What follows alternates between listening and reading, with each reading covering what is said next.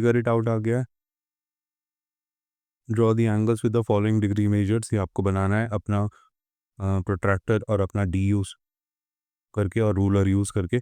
तो ये आप लोग बना लीजिएगा 140 degree, 82 degrees, 195 degrees, 70 degrees, 35 degrees.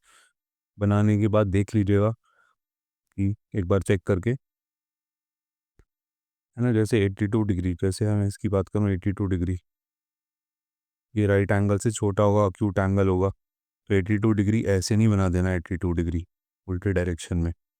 82 degree मतलब अगर ये हम 90 डिग्री एंगल मान रहे हैं, अगर हम इसको कहते हैं कि ये 90 डिग्री का एंगल है ना, राइट एंगल है 90 डिग्री का, तो 82 डिग्री इससे छोटा होगा हमेशा, इससे छोटा ही बनेगा 82 डिग्री। गलत नहीं बनाना है, अपने डी को सही से यूज़ करना है ना। अकॉर्डिंगली बाकी सारे एंगल्स बना लेने हैं। नेक्स्ट क्वेश्चन पे आते हैं। Estimate the size of each angle and then measure it with the protractor. Protractor के साथ मेजर करना है, पहले आपको एस्टिमेट करना है। You have to estimate the size of each angle, अंदाज़ा लगाना है, और उसके बाद मेजर करके देखना है प्रोट्रैक्टर से, डी की मदद से, कि आप कितना करीब थे। तो चलो अंदाज़ा मैं बता देता हूँ, फिर आप कैलकुलेट करना प्रोट्रैक्टर की मदद से। एक ही बात करते हैं, पहले हमें ये वाला एंगल मेजर करना है। मैं इसको बेस बना के ऊपर वाले जो इसका आर्म है, मैं यहाँ से अगर 90 डिग्री का एक एंगल बनाने की कोशिश करूँ, है ना, तो मुझे लग रहा है 90 डिग्री हाफ में डिवाइड हो रहा है, तो उसको मुझे अंदाज़न मैं इसको 45 डिग्री कह सकता हूँ, है ना। ए को बी का कितना मेजर होगा, तो बी, ये मुझे ऑब्ट्यूज एंगल लग रहा है, तो मैं इसको स्ट्रेट बनाने की कोशिश करता हूँ। वैसे एक लाइन स्ट्रेट होता तो 180 डिग्री होता, 180 में से कुछ डिग्रीज कम है, तो ये बचा हुआ एंगल मुझे लग रहा है कि 170 180 डिग्री का होगा। मैं कहता हूँ उसको 170 डिग्री का लग रहा है। ठीक है, सी पे आते हैं। फिर से यहाँ पे राइट एंगल से थोड़ा सा बड़ा लग रहा है, तो उसको राइट एंगल में कन्वर्ट करने की कोशिश करते हैं, है ना। अगर इतना इसका राइट एंगल है, एक सेकेंड नॉइस,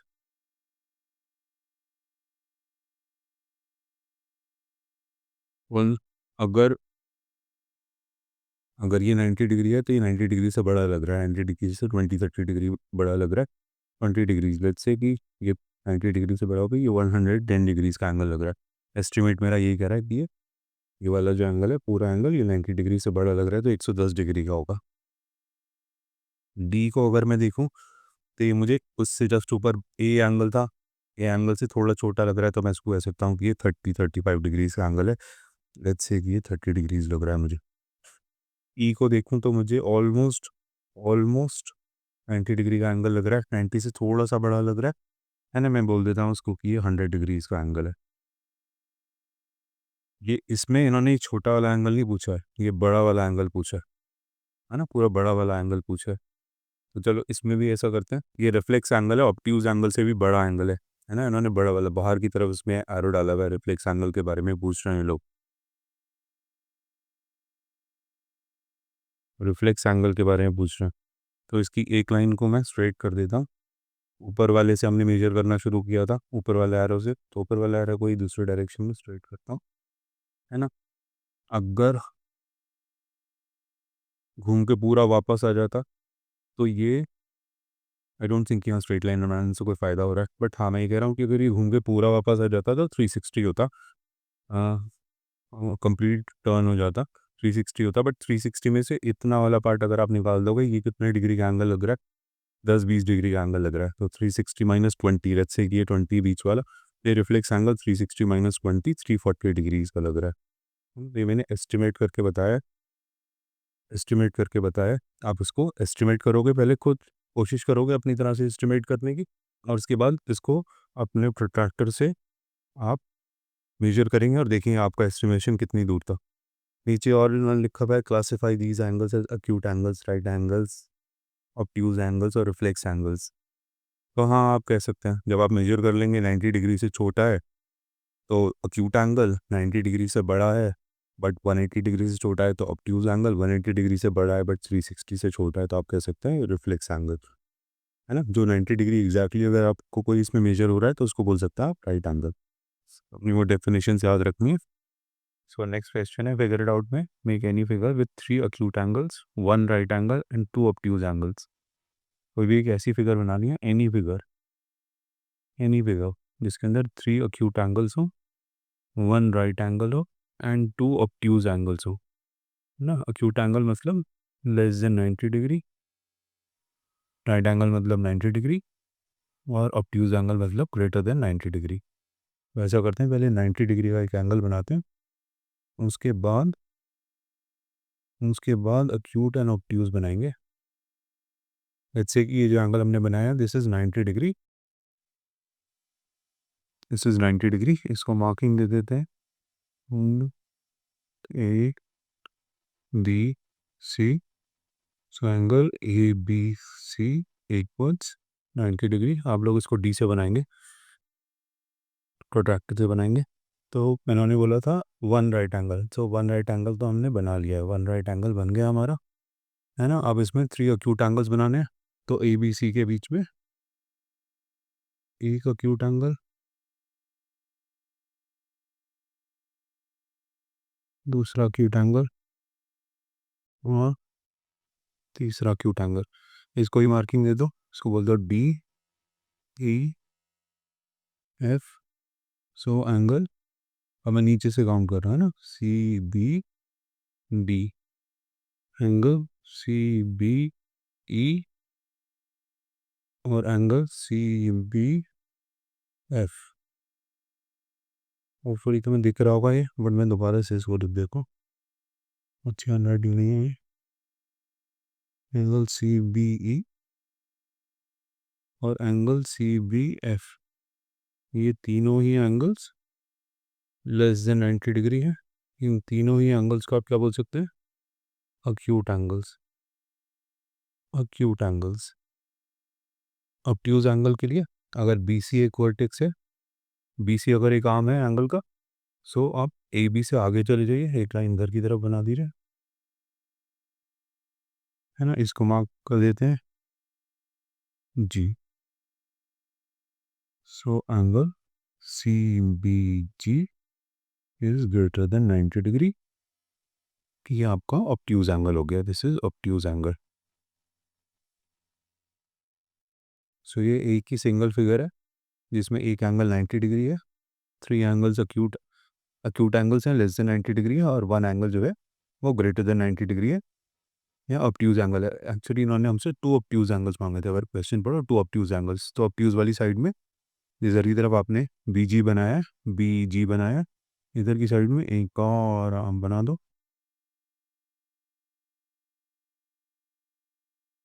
इसको बोल दो H. So angle C B H is greater than 90 degree, ये भी एक ऑब्ट्यूज एंगल बन गया। तो इस तरह से आप फिगर बना सकते हैं। आप चाहें तो जो ये अक्यूट एंगल्स बनाए हैं, ये वाले अक्यूट एंगल्स जो बनाए, इनको आप मेजर करके बना सकते हैं। एक को 30 डिग्री बना दीजिए, दूसरे को 45 बना दीजिए, तीसरे को 60 बना दीजिए, और जिस तरह ऑब्ट्यूज एंगल्स बनाए, एक को 120 बना दीजिए, एक को 150 डिग्री एंगल बना दीजिए, तो इस तरह बना सकते हैं। Draw the letter M, next question है, draw the letter M such that the angles on sides are 40 degree each and the angle in the middle is 60 degree. तो ये आपसे ये कह रहे हैं कि आपको एम लेटर ड्रॉ करना है। ये एक लाइन हो गई एम की, ये करना है, ये करना है, ये करना है ना, ऐसे एम होता है। तो इसमें ये बोल रहे हैं कि such that the angles on the side are 40 degree each. Sides वाला एंगल मतलब ये वाला एंगल और ये वाला एंगल 40 डिग्री का होना चाहिए, ये 40 डिग्री का होना चाहिए, and the angle in the middle is 60 degree. नीचे वाला तो नहीं हो सकता, उसका ये वाले को कह रहे हैं कि 60 डिग्री का एंगल होना चाहिए, ये 60 डिग्री का एंगल होना चाहिए। मुझे ये देख के लगता है कि तुम अगर सेंटर से एक ऐसे लाइन डाल लो,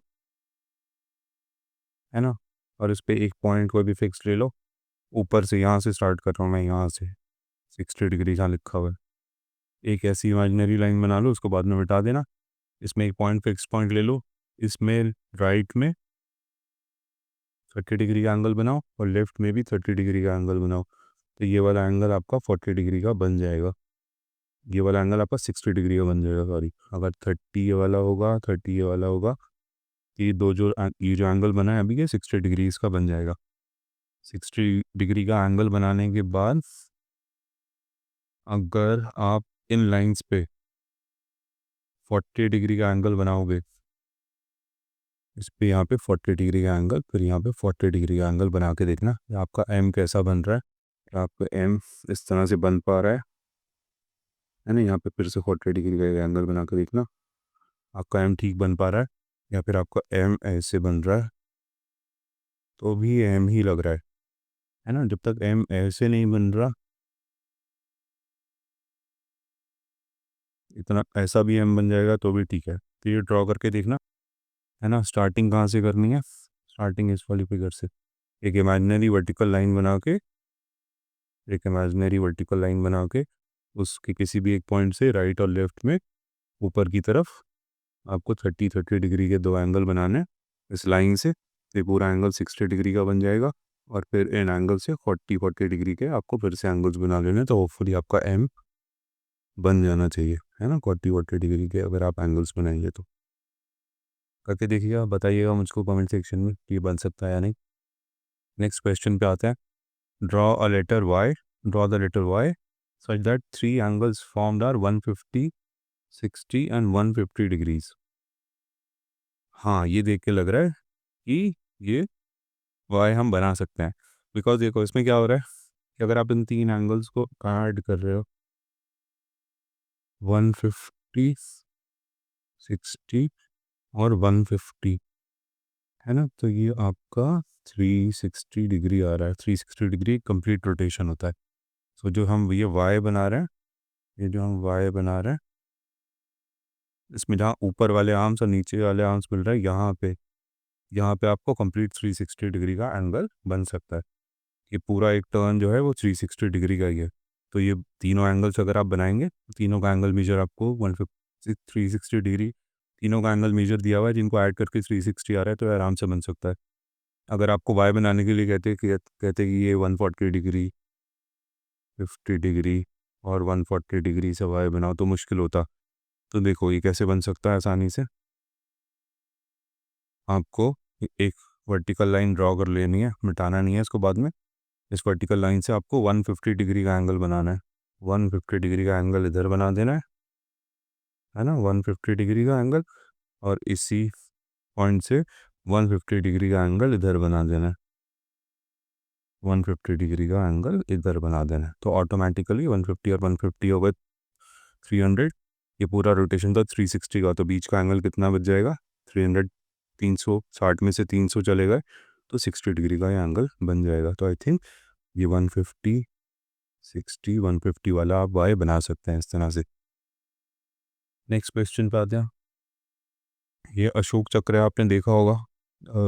अशोक चक्र, इट हैज़ 24 स्पोक्स, है ना। मुझे जब पढ़ाया गया था तो मुझे बताया नहीं था कितने स्पोक्स हैं। मुझसे कहा पहले काउंट करो। मैं आज तक भी काउंट कर रहा होता हूँ। जैसे अभी मैं नेहरू प्लानिटेरियम या प्रधानमंत्री संग्रहालय गया था, उसकी छत पे इन्होंने अशोक चक्र बनाया हुआ था, तो मैं वहाँ खड़े होकर उसके स्पोक्स गिन रहा था।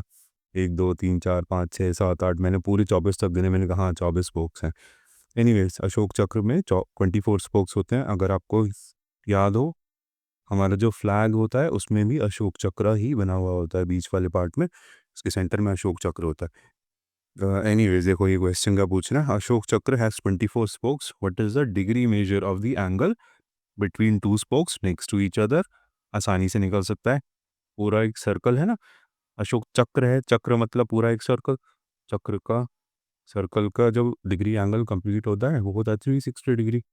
उसको अगर आप 24 में डिवाइड कर दोगे, 24 से, तो 24 आया, यहाँ पे 12 बच्चा, ये 0 नीचे आ गया, 24 पंजे 120, है ना। 24 को 8 से मल्टीप्लाई करोगे 1, और ये 24 टाइम्स 5 इज़ 120, तो ये 15। सो डिग्री मेजर अगर आप 360 को 24 से डिवाइड करोगे तो 15 आंसर आ जाएगा। तो इस इंडिविजुअल जो स्पोक्स हैं, इसके सेंटर से आपको मेजर करना है ना। इन स्पोक्स का कुछ भी शेप हो सकता है, बट इसका जो डिग्री मेजर होगा वो कितना होगा? 15 डिग्री। 15 डिग्री। अच्छा, और नेक्स्ट देखते हैं आगे भी और कुछ लिखा है, येलो से हाईलाइट जो कर रहा हूँ। What is the largest acute angle found between two spokes? Largest acute angle found between two spokes लिखा है इन्होंने, एडजेसेंट बराबर वाले स्पोक्स नहीं लिखा है, बिटवीन टू स्पोक्स लिखा है ना? तो ये सिर्फ एक दूसरे के बराबर वाले जो स्पोक्स हैं उनके बीच का एंगल नहीं पूछ रहे जो हमने अभी 15 मेजर किया है। इन्होंने पूछा है what is the largest acute angle found between any two spokes. तो किसी भी दो स्पोक्स के बीच में सबसे लार्जेस्ट अक्यूट एंगल कौन सा बन रहा है?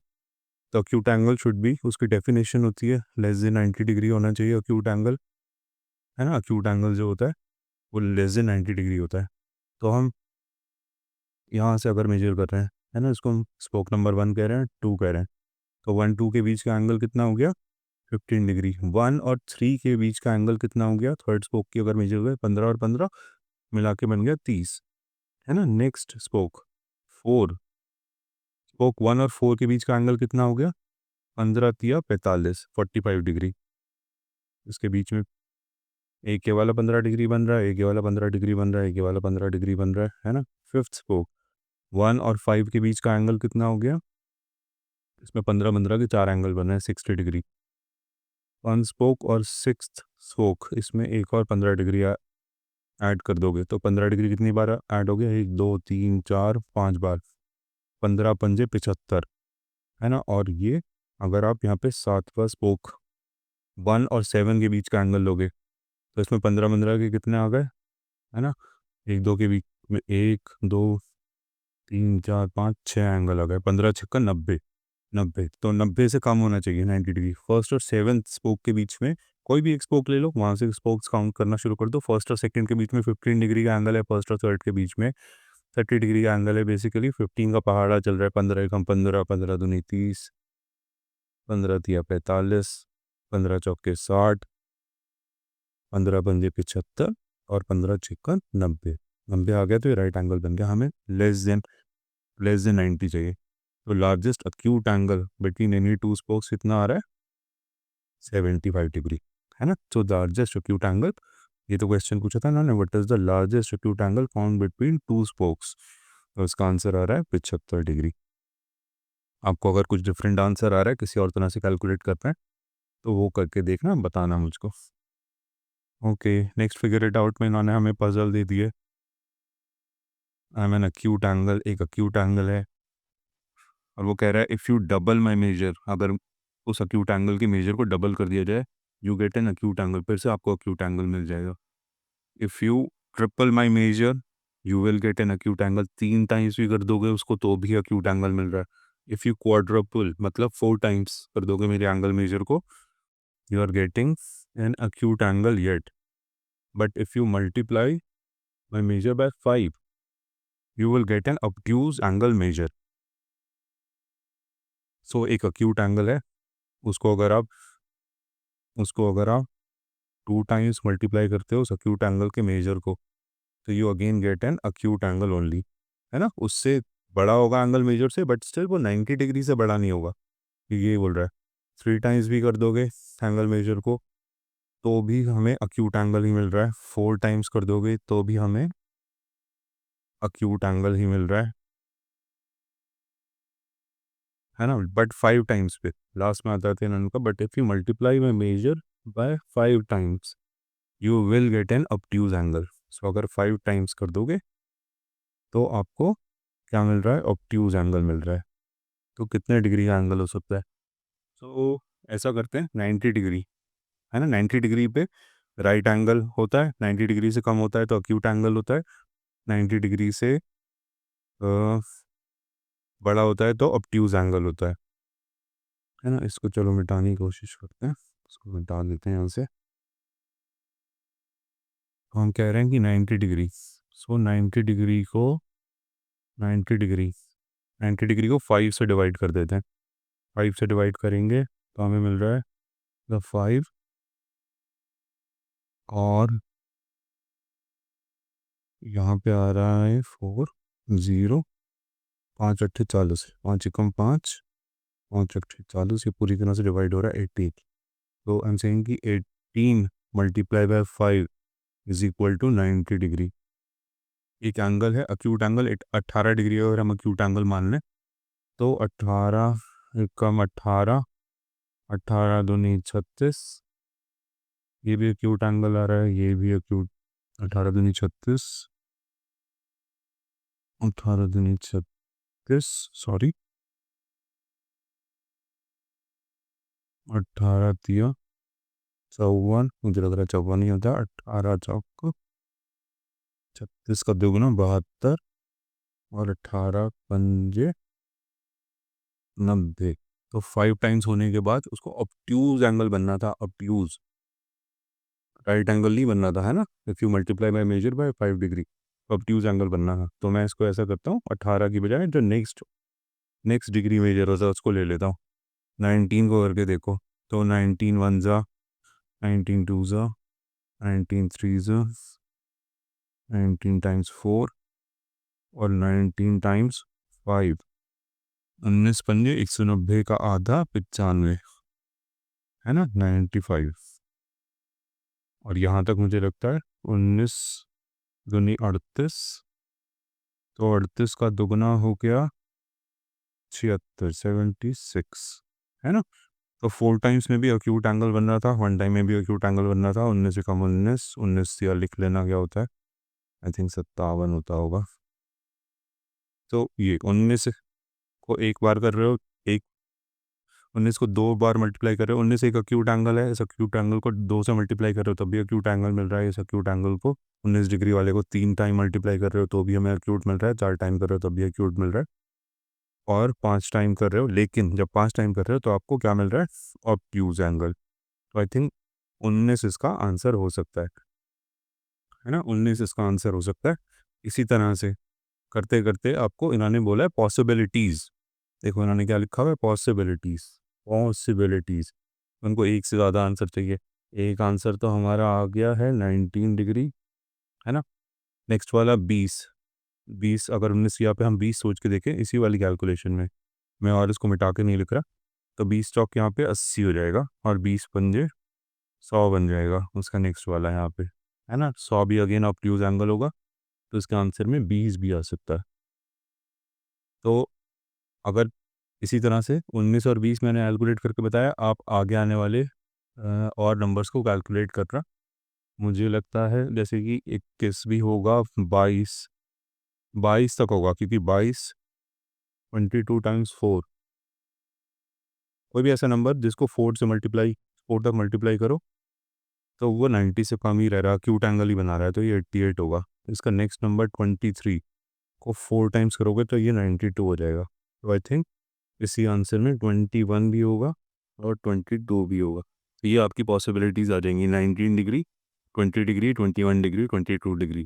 वो अक्यूट एंगल्स हैं जिसको आप 2 से मल्टीप्लाई करो, 3 से मल्टीप्लाई करो या 4 से मल्टीप्लाई करो, आपको अक्यूट एंगल ही मिल रहा है।